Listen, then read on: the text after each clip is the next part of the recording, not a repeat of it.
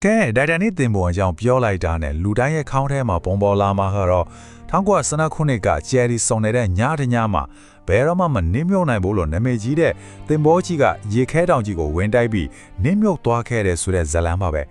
ဒါပေမဲ့လေအဲ့ဒီရေခဲတောင်ကဇလန်းရဲ့အစားပဲရှိသေးတယ်ဆိုရင်ရောတကယ်တော့ရာစုနှစ်တစ်ခုကြော်ကြာစုံစမ်းမှုတွေလုပ်ပြီးတဲ့နောက်မှာတော့ဒီအဖြစ်ဆိုးကြီးနောက်ွယ်မှာပေါ်ပြီးရှုပ်ထွေးတဲ့အကြောင်းရင်းတွေအများကြီးရှိနေတာကိုကျွန်တော်သိလာရပါတယ်ကဲဒါဆိုရင်ဒီဖြစ်ရက်ကရိုးရိုးမတော်တဆမှုတစ်ခုပဲလားဒါမှမဟုတ်မမြင်နိုင်တဲ့အကြောင်းတရားတွေအများကြီးစုံသွားလို့ဖြစ်ခဲ့ရတာလားကဲကျွန်တော်တို့နဲ့အတူခစ်တဲ့စုံစမ်းစစ်ဆေးသူတွေလိုပဲဒီဖြစ်ဆိုကြီးရဲ့နောက်ွယ်ကတဲလွန်စားတွေကိုတစ်ခုချင်းစီလိုက်ကြည့်ကြရအောင်ကဲပထမဆုံးတဲလွန်စားကိုကျွန်တော်တို့ရှားမှာကအဲ့ဒီဂျမာဆိုးဝင်ခဲ့တဲ့ညရဲ့လေထုနဲ့အလင်းရောင်ထဲမှာပါပဲအဲ့ဒီညကတာဝန်ကျတဲ့ကင်းသမား Reginald Lee ရဲ့ဖက်ဆိုချက်ကိုပဲကြည်လေရှေ့တဲမှာမြူခိုးလို့တခုရှိနေခဲ့တယ်နဲ့ကောင်းကင်ကကြေရပြည့်နဲ့ကြီးလင်းနေတဲ့ညမှာလေဆိုတော့သူတို့မြင်နေရတဲ့မြင်ကွင်းကတခုခုတော့လွဲနေပြီဟုတ်တယ်အဲ့ဒါတော်တော်လေးစဉ်းစားစရာပဲဂျီရီစုံနေတဲ့ကြည်လင်းနဲ့ညမှာအေးရမရေခဲတောင်ကြီးတောင်လုံးကိုပါလို့မမြင်ခဲ့ရတာလေဒီမြေကွန်းကစုံစမ်းသူတွေကိုနှစ်ပေါင်းများစွာခေါင်းချောက်ဆေးဟဲပြီးနောက်ဆုံးမှာတော့အဖြေကသွေးပန်ပင်ကြထဲမှာတော့တွေ့တယ်အဲ့ဒါက thermal inversion လို့ခေါ်တဲ့လေထုအခြေအနေတစ်ခုကြောင့်ပါနည်းနည်းတော့ shock လို့ထင်ရပေမဲ့ရှင်းရှင်းလေးပါပဲလေဖူးလွာကအေးဆက်နေတဲ့လေအေးလွာရဲ့အပေါ်ကိုရောက်သွားတဲ့အခါအလင်းတန်းတွေကပုံမှန်အတိုင်းမသွားတော့ပဲကွေးသွားတယ်အဲ့ညမှာ Titanic ကဖူးနွေးတဲ့ Gulf Stream ရေစီးကြောင်းကနေအေးခန့်နေတဲ့ Labrador ရေစီးကြောင်းတွေကိုဝင်နေတဲ့အချိန်ဆိုတော့ thermal inversion ဖြစ်ဖို့အတွက်အခြေအနေတွေကအတိအကျကိုက်ညီနေခဲ့တာပေါ့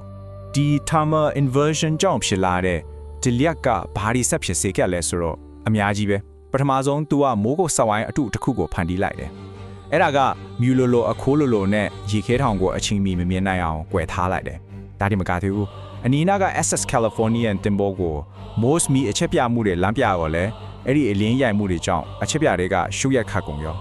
ာနောက်ဆုံး Titanic ကပစ်လွတ်လိုက်တဲ့အရေးပေါ်မီရှူမီပန်းနေတော့မှအဲ့ဒီဒီလျက်ကြောင့်ပုံမှန်ထပ်ပုံနေနေတယ်လို့မြင်ရစေခဲ့တယ်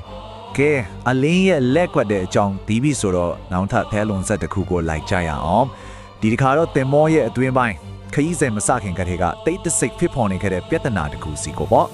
ဒီတဲ့ပုံကိုကြည့်လိုက်ပါဒါကတိုက်တဲ့တင်ပေါ်ကင်းတဲ့ထောက်ခွာတော့ကရိုက်ထားတာရေခဲတောင်နဲ့တိုက်မိခဲ့တဲ့နေရာနာကတင်ပေါ်ကိုထဲမှာအမြဲအောင်စင်ကြောင်းကြီးတစ်ခုတွေ့လားအခုနောက်ပိုင်းသူတွေတည်တယ်ကဒါဟာတင်ပေါ်ရဲ့ကြောင်မီးသွေးလောင်ကန်တစ်ခုထဲမှာမီးလောင်နေခဲ့တဲ့တက်တယ်လို့ယူဆကြတယ်ဒီကြောင်မီးသွေးမီးလောင်မှု theory ကဘာကိုဆိုလို့လဲဆိုတော့တင်ပေါ်မထွက်ခင်ကတည်းကကြောင်မီးသွေးကန်ထဲမှာမီးလောင်နေခဲ့တယ်အဲ့ဒီမီးကရေပေါင်းများစွာလောင်ပြီးတမ်မနစ်ကိုထဲကိုအပူချင်းအလွန်မြင့်တဲ့အထိပူစေခဲ့တယ်ဆိုတော့အဲ့ဒီနေရာမှာတမ်မနစ်ကကြံခိုင်းမှုမရှိတော့ဘူးအားနေသွားပြီကန်ဆိုးကျင်တော့ရေခဲတောင်ကအဲ့ဒီအပူကြောင့်အားနေနေတဲ့နေရာကိုပဲတိတ်တဲ့ဝင်ဆောင်မိသွားတာဒါပေမဲ့ဒီ theory ကစိတ်ဝင်စားစရာကောင်းပေပဲတမိုင်းပညာရှင်တိုင်းကတော့လက်မခံကြဘူး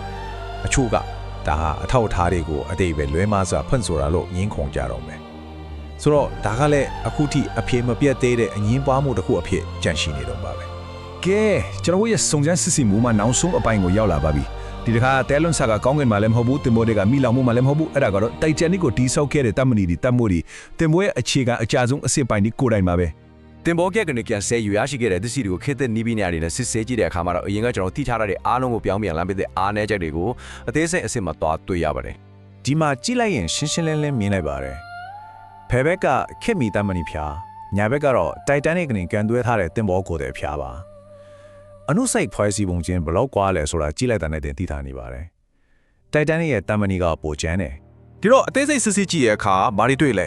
ဲတဲ့တင်ပေါ်ကိုယ်တွေကတမဏီတွေကအေးခန့်နေတဲ့အမြောက်အတလန်တိရေထဲမှာကျွတ်ဆက်နေခဲ့တယ်။နှစ်တမဏိပြားတွေကိုဆက်ထားတဲ့တံမိုးတွေကအရေးသွေးနေတယ်။ဘာလို့လဲဆိုတော့ slack လို့ခေါ်တဲ့အညစ်အကြေးတွေအများကြီးပါနေလို့ပဲ။ဒီချက်တွေအလုံးပေါင်းလိုက်တဲ့အခါရလကတော့ရေခဲတံနဲ့တိုက်မိတဲ့အခါတင်မောကကွင်းမသွားပဲကျွေလွဲတဲ့ပန်းကန်တစ်ချက်လိုပဲကွဲသွားတာပါပဲ။ပိုပြီးတိတိကျကျပြောရရင် National Institute of Standards and Technology ရဲ့ခွဲခြမ်းစိတ်ဖျားချက်အရာအဲ့ဒီတံမိုးတွေထဲမှာပါတဲ့ slack အညစ်အကြေးပမာဏကပုံမှန်ထက်3ဆပိုများနေခဲ့တယ်3ဆပါဒါကြောင့်တံမိုးတွေကအလွန်မြင့်ကျွတ်ဆက်နေခဲ့တာဒီတွေးရှိချက်ကပျက်စီးမှုပုံစံကိုကျွန်တော်တို့နားလေပုံကိုလုံးဝပြောင်းလဲသွားစေတယ်အရင်ကလူတွေထင်ခဲ့လို့ပေ3ဟာလောက်ရှည်တဲ့အပေါက်ကြီးတစ်ခုဖြစ်သွားတာမဟုတ်ဘူးတကယ်တမ်းမှာတော့အဲ့ဒီကျွတ်ဆက်နေတဲ့တံမိုးတွေကတောက်ခနဲ့ပြုတ်ထွက်သွားပြီးတင်မိုးကိုထဲတစ်လျှောက်ကချုပ်ရိုးတွေပွန်းထွက်သွားတဲ့တာပါဟုတ်ပြီ အခုဆိုရင်ကျွန်တော်တို့မှာတဲလုံးဆွေဒီအစွန်အလင်းရပြီအလင်းရဲ့လက်စားမှုအကွင်းပိုင်းကမီးလောင်မှုပြီးတော့ justice ပလစ်စီတယ်ကဲဒီခေတ်တဲ့အမြင်နဲ့ဒီထောက်ရောက်စနစ်ခုနှစ်ကတရားမှန်ကောက်ချက်ကိုပေးချင်းရှင်းပြကြည့်လိုက်အောင် တထောင်ကိုညာဇန်နင်းခုနှစ်က British စုံစမ်းရေးကော်မရှင်နောက်ဆုံးအစီရင်ခံစာမှာတော့ရှင်းရှင်းလေးပဲသူတို့အပပြောခဲ့လဲဆိုတော့တင်ဘောကိုအရှင်းအလွန်အကျွမ်းမောင်းနှင်ခဲ့လို့ရေခဲတောင်နဲ့တိုင်းမိပြီးနစ်မြုပ်ရတာတဲ့အဓိကကတော့လူအမားမောင်းနှင်မှုအမားကိုပဲအဖိပုံချောခဲ့တာပေါ့ ဒီမှာနိုင်ရှင်ချက်ကိုကြည့်လိုက်ပါအထောင်ကိုတဲ့စနစ်ကောက်ချက်ကဒါကိုအရှိန်ဖြင်းဖြင်းမောင်းတဲ့လူအမားဖြစ်ရတစ်ခုတည်းဖြစ်ပဲမြင်ခဲ့တဲ့ဒါပေမဲ့ခစ်ထစ်မှုခင်းရှုတော်မမြင်ကတော့ဒါဟာစက်တိုက်ဖြစ်ပေါ်ခဲ့တဲ့ချိုးယွင်းချက်တွေရဲ့ကွင်းဆက်တစ်ခုဖြစ်တယ်လို့ပြောတဲ့ကြည်လင်တဲ့ထင်ခဲ့တဲ့မြင်ကွင်းကတကယ်တော့အလင်းရဲ့လက်ကွက်ဖြစ်နေခဲ့တဲ့လူအမားတစ်ခုတည်းမဟုတ်ပဲကျွတ်ဆက်တဲ့ကုန်ကျန်းပစ္စည်းတွေနဲ့အတွင်းပိုင်းကမီးလောင်မှုတွေကလည်းအဓိကတရားခံတွေဖြစ်နေခဲ့တဲ့ဆိုတော့ဒါဟာတစ်ခုတည်းတော့အကြောင်းရင်းကြောင့်မဟုတ်ပဲအရာဟာလုံးမာယွန်းသွားတဲ့ perfect storm တစ်ခုပါပဲ ဒါပေမဲ့ဒီဇလန်းကဒီမှတင်မပြီးသေးဘူးဒီနေ့အထိတောင်ကျွမ်းကျင်သူတွေကတင်ဘောရဲ့နောက်ဆုံးအချိန်ဒီမှာတကယ်တမ်းဘာတွေထက်ခဲ့တယ်လဲဆိုတော့ကိုအငင်းပွားနေကြတော့မယ်အထူးသဖြင့်တင်ဘောရဲ့နှစ်ပိုင်းကျိုးသွားတဲ့ပုံစံနဲ့ပတ်သက်ပြီးပေါ့ အစားပိုင်းတော့ကမျက်မြင်သက်သေတွေထဆိုးချက်တွေကကွဲလွဲနေခဲ့တယ်တချို့အရာရှိတွေကတင်ဘောကတစင်းလုံးနင်းမြုပ်သွားတာလို့ပြောခဲ့ကြတယ်ဒါမဲ့1985မှာတင်ဘောပြော့ကိုပြန်ရှာကျွေးတဲ့အခါမှာတော့သူကနှစ်ပိုင်းကျိုးနေတာကိုတက်တေပြနိုင်ခဲ့တယ်အခုနောက်ဆုံးမူခင်ခွဲချမ်းစိတ်ဖျားမှုတွေကတော့ရုပ်ရှင်တွေထဲမှာပြသလို့အပေါ်ကနေအောက်ကိုကျိုးကြတာမျိုးမဟုတ်ပဲအောက်ခြေတွေကနေအပေါ်ကိုပြန်ကွဲတက်သွားတဲ့ bottom up failure ပုံစံမျိုးဖြစ်နိုင်တယ်လို့ညွှန်ပြနေပါတယ်ဒါကကျွန်တော်ရဲ့နားလည်မှုကအမြဲတမ်းပြောင်းလဲနေတယ်ဆိုတာကိုပြတာပါပဲ ကဲဒီတော့နောက်ဆုံးမေးခွန်းတစ်ခုကတော့တိုက်တန်ရဲ့ခန့်ချင်မှာဟာစစ်ခန်းကနေမထွက်ခွာခင်ကတွေကကြိုတင်တတ်မှတ်ပြီးသားဖြစ်နေခဲ့တာများလားဒီချက်လက်ဒီအားလုံးကိုပြန်ခြုံငုံကြည့်လိုက်တဲ့အခါမှာတော့တိုက်တန်ရဲ့နစ်မြုပ်ခြင်းဟာရိုးရှင်းတဲ့မတော်တဆမှုတစ်ခုတည်းကြောင့်မဟုတ်ပဲတစ်ခုပြီးတစ်ခုဆက်ဖြစ်ပေါ်လာတဲ့ရောင်လွှဲမရတဲ့အကြောင်းတရားတွေရဲ့ပေါင်းစည်းမှုတစ်ခုဖြစ်နေခဲ့တဲ့ဆိုတာကိုစဉ်းစားစရာဖြစ်လာစေပါတယ်